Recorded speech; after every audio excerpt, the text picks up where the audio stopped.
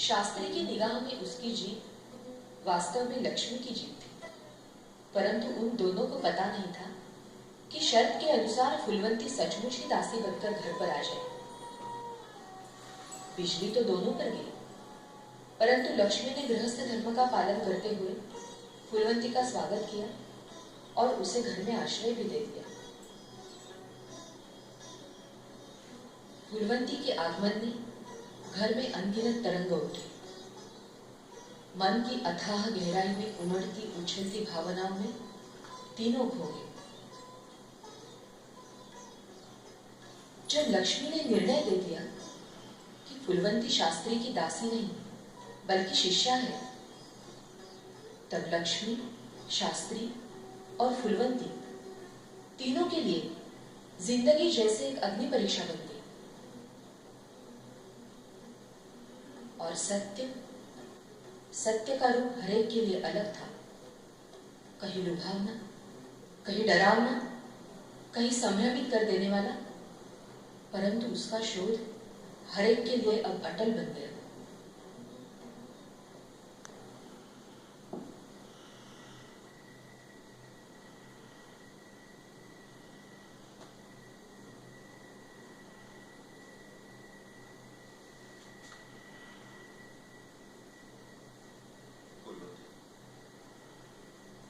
आप गाते गाते उठकर क्यों चली गई?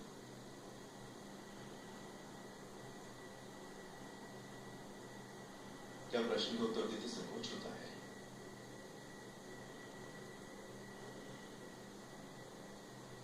तो क्या भावाभिभूत हो गई थी?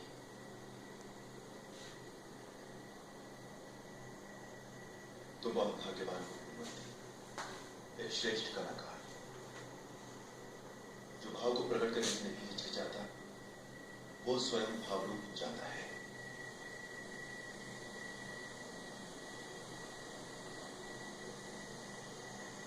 तुमने भक्ति के मन को कैसे जान लिया?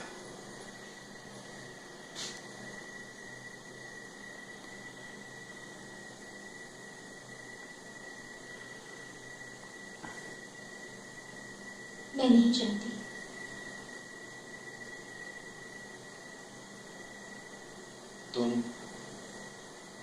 तुम यहां खुश तो हो?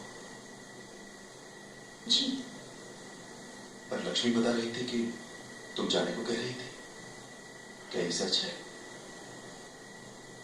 अगर आपका आदेश हो तो। परंतु तुम अपनी इच्छा से जाना चाहोगी तो हम कर ही कह सकते हैं। हम यानी हम दोनों। मेरा मतलब है मैं और लक्ष्मी। बस।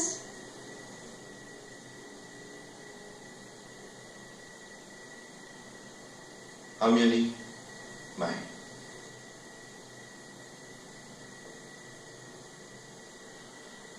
मैं जब अपनाता हूं तो यज्ञोपवीत की तरह अपनाता हूं। फिर मुझे मतलब नहीं कि कोई क्या कहता है। सही है, शुरू में मैं डगमगा गया था, पर वो क्षणिक था, स्वाभाविक भी था, पर वो सत्य नहीं था। मैं नहीं जानती। मन से कह रही हो? जी। वो अच्छी तरह से सोचकर। हाँ।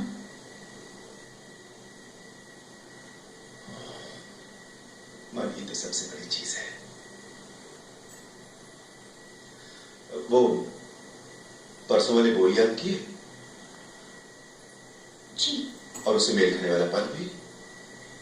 वो भी। तो जाओ वर्णन ले आओ। अभी? और क्या, बिना अभ्यास के, बिना रियाज के क्या सिद्ध होगा? मैं अभी आई।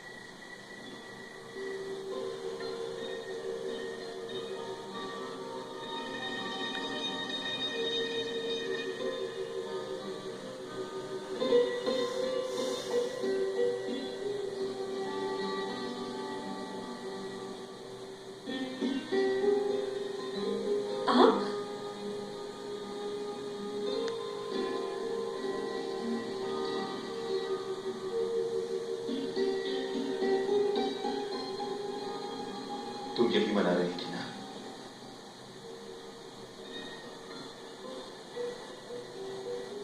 आओ मेरे पास बैठो। बैठो ना, ये संकोच किस लिए?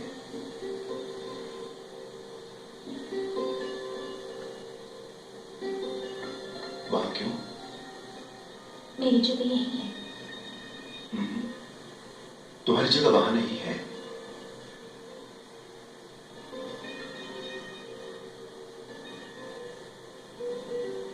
अब तो खुश हो रहा।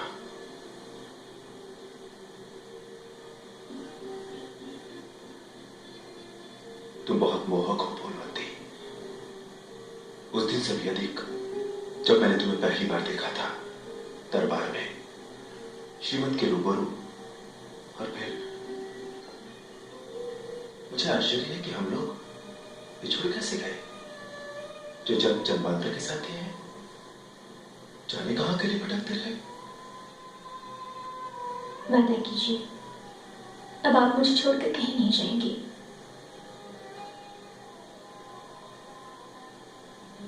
ऐसी गलती दोबारा नहीं होगी। मुझे अपने करीब लेकर मेरे सांसों में सांस मिलाकर कहिए। मुझ पर विश्वास करो फूलवंती, मुझे अपने प्राणों की सौगंध।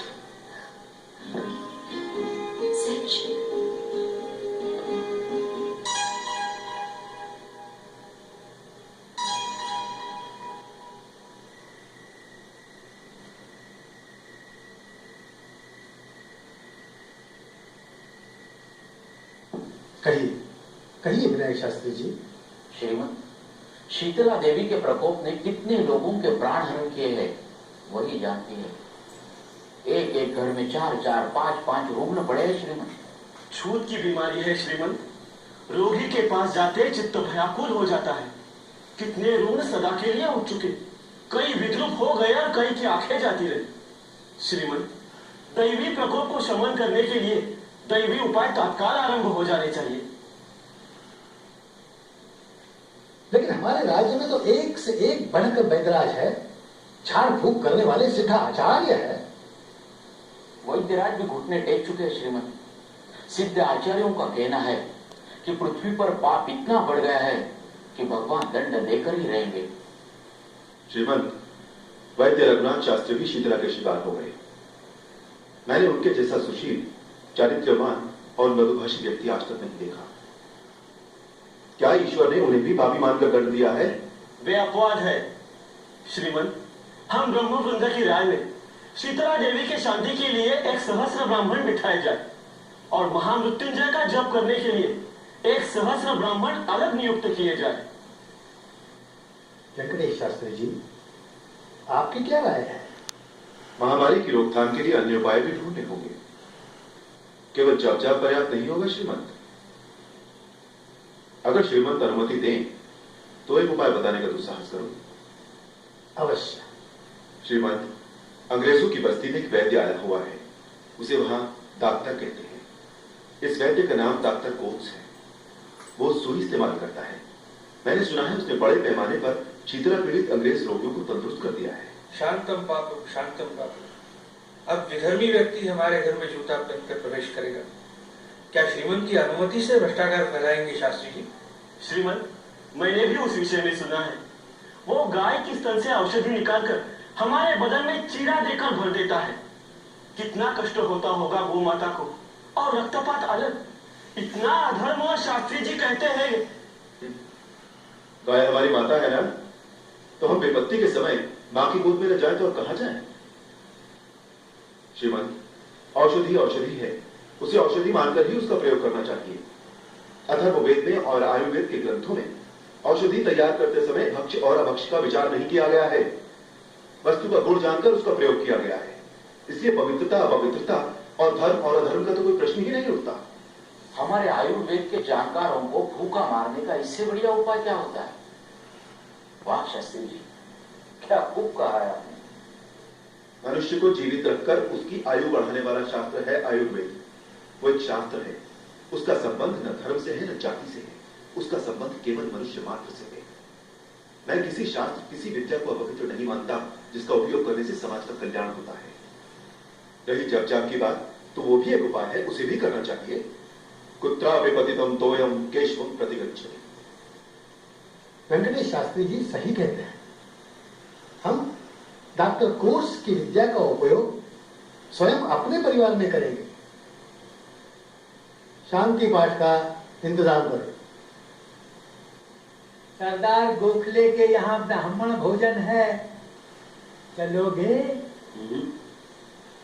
नकद नारायण के दर्शन होंगे तो चलते, मगर एक शर्त है। शर्त? दक्षिणा का पाव हिस्सा हमारा, वो भी पेशगी। पेशगी? दिगंबर, क्या लोभी हो? अरे रुपया क्या वहां ले जाओगे? नहीं, यहाँ का यहाँ खत्म करूंगा, वहां का वहां देखूंगा।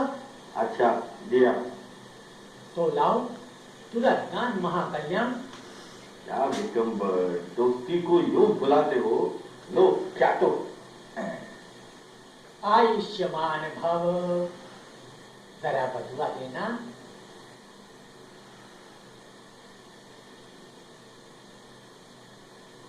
और क्या खबर है? खबर कोई खास नहीं। विट्ठलबाजी वैद्य से इलाज करा रहा है।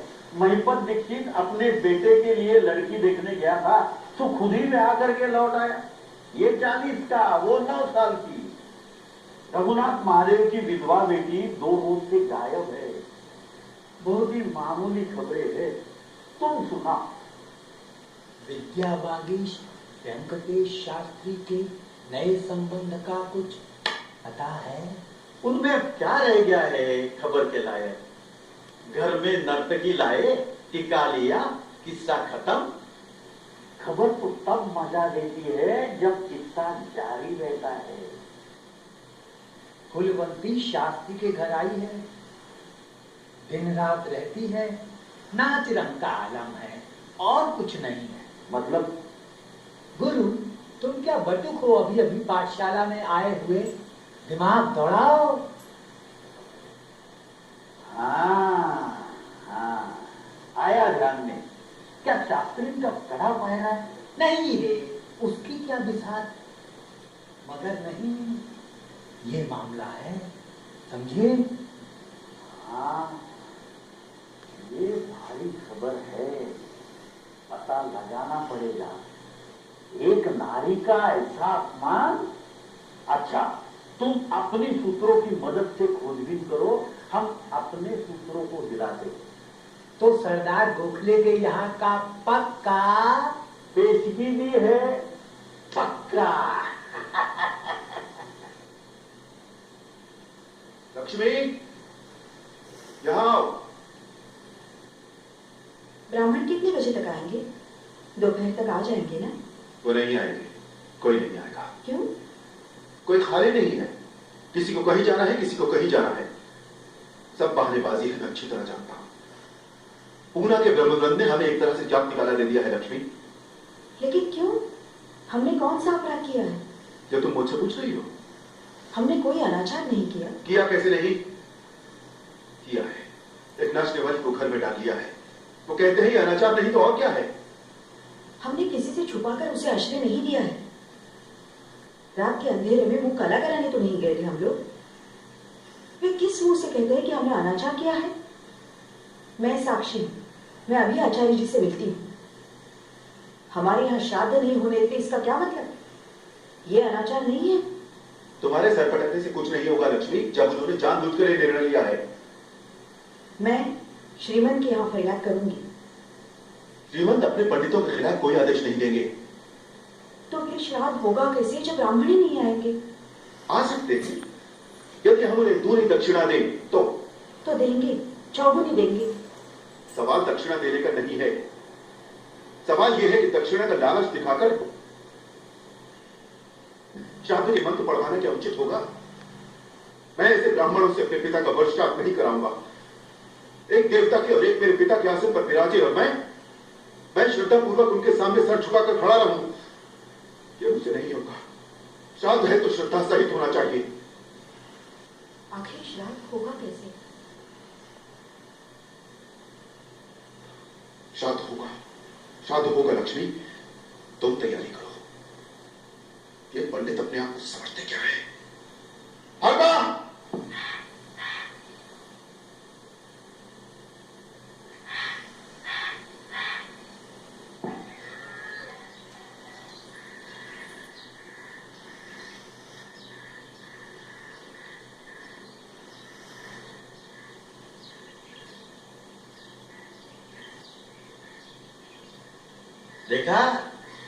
देखा बिकम भट्ट, कैसा अनाचार हो रहा है।